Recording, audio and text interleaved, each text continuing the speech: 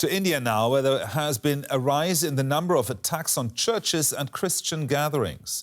They are being carried out by right-wing Hindu groups emboldened by new laws that crack down on religious conversion. Critics say these groups are abusing the laws to push their own agenda, often facing no consequences themselves. DW Delhi correspondent Nimisha Jaiswal travelled to the town of Hubballi in the southern state of Karnataka to meet a pastor who has shut down his church in the face of continued abuse.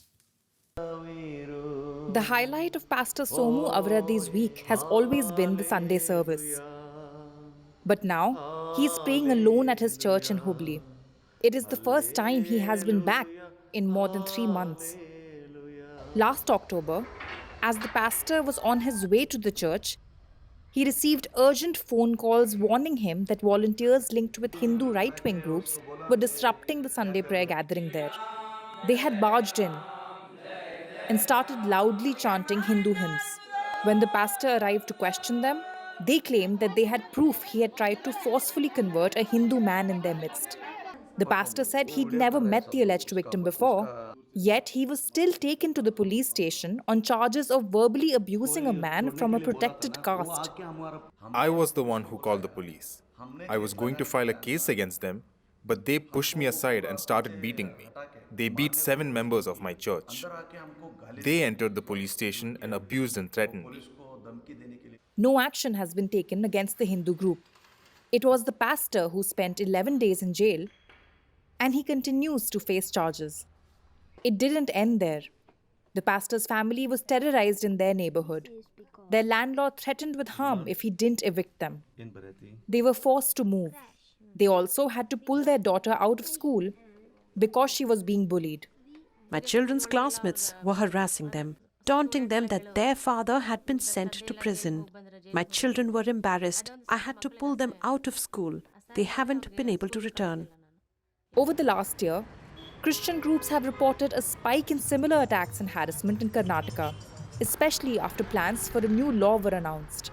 The state of Karnataka is in the process of passing an anti-conversion law which targets conversions considered fraudulent or forced.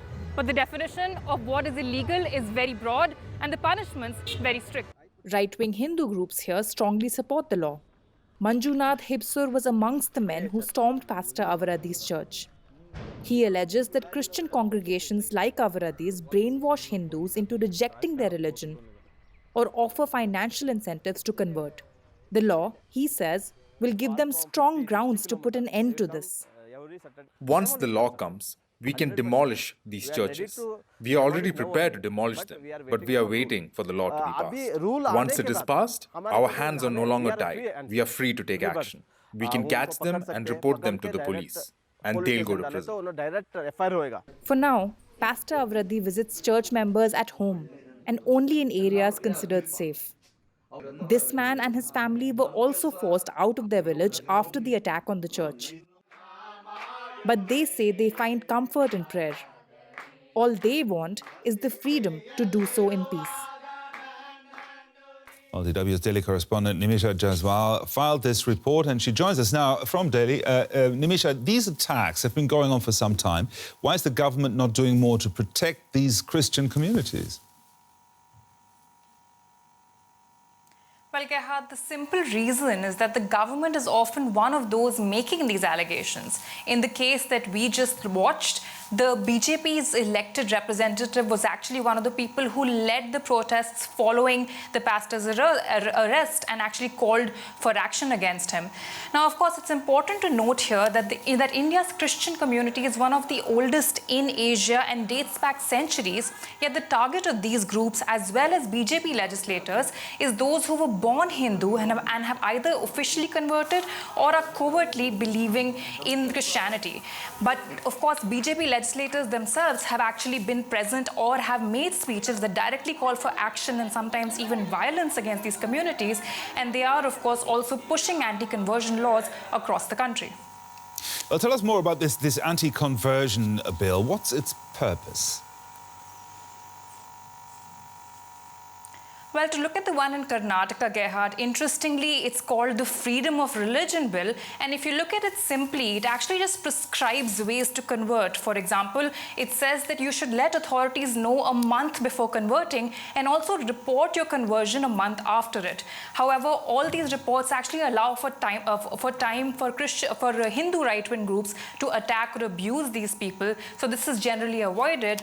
In addition, many kinds of conversions are considered fraudulent or forced and can be charged. The word allurement, for example, is used for what is considered illegal, and that has such a broad definition that pretty much anyone can be charged with forcing conversions, and anyone can report these conversions as well, not just family, but neighbors and bystanders too, and strict action is taken against these people. Nimisha, India has also been recording a rise in attacks on minorities for quite some time. How is this impacting the Modi government's popularity there? Well, while international condemnation and attention has been brought to the fact that attacks on minorities are rising in India, domestically, political analysts believe that this could actually be adding to the Modi government's popularity because of this government's agenda of a Hindu Rashtra or a Hindu nation, which is being promoted not only through policies like these, but also laws and as well as silence on attacks on minorities. Now, this, for example, can include saying that Christians are forcing conversions or saying that Muslims are marrying Hindu girls and practicing love jihad. All of these allegations demonizing minorities and saying that Hindus are under threat and that Hindus should take over power and should be the religion that drives the nation. This, of course, plays well amongst the voters for Prime Minister Narendra Modi's government as well. The W's. Nimisha Jaiswal there reporting. Thank you very much, Nimisha.